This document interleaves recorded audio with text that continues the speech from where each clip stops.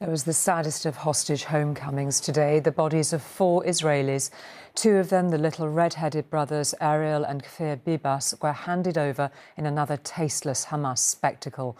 With them, that of their mother, Shiri. The 4th was 84-year-old Oded Lifschitz, whose daughter lives in Britain. Like the Bibases, he was kidnapped on October the 7th. Israel's Prime Minister Benjamin Netanyahu said his country ached with pain mixed with rage.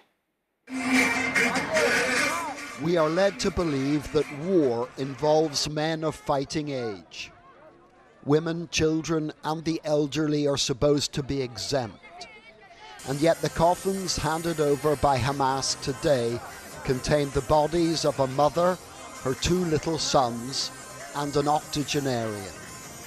No amount of posturing or showboating by the terrorist group could disguise that awful truth. On the front of this coffin was a photo of 9-month-old Kfir Bibas. The baby's capture and death represent a new low in an old conflict.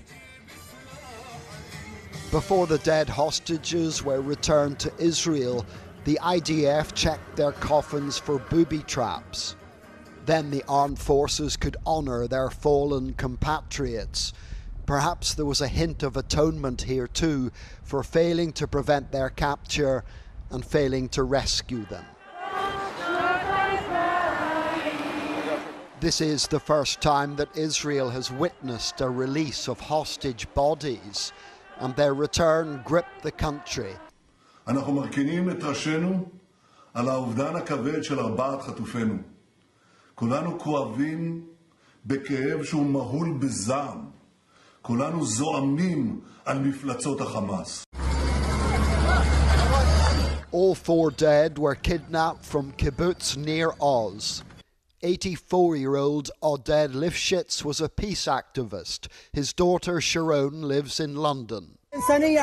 For Israelis, the images of the other 3 victims being taken by Hamas are the sum of all fears on film.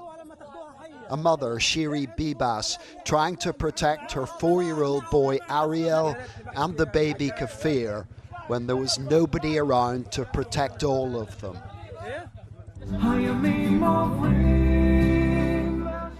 In the Tel Aviv square they've made their own. Relatives and supporters of the hostages followed today's events, some in tears as they did so. There were people here who can empathise with the grieving families. Very crucial for us to understand that we cannot leave even one more hostage in the hands of the terror organization that did this horrible thing to 2 babies. All 4 members of the Bibas family were hostages. The husband and father, Yarden, was only freed earlier this month. Now he must mourn as a sole survivor. John Irvine, News at 10, Tel Aviv.